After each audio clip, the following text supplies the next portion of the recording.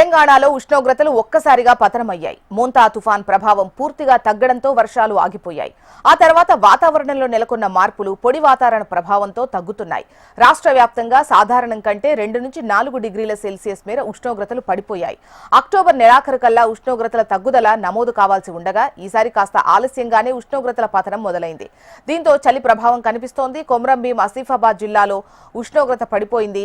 లింగాపూర్లో 15.2 డిగ్రీలుగా ఉంది. జిల్లాలోని పలు గ్రామాలను ఉదయం పొగమంచు కమ్మేసింది. ఉదయం 8 అయినా సూర్యోదయం కనిపించలేదని అక్కడి స్థానికులు చెబుతున్నారు. దీంతో చలి ప్రభావం వల్ల వాహనదారులు లైట్లు వేసుకుని ప్రయాణం సాగించారు.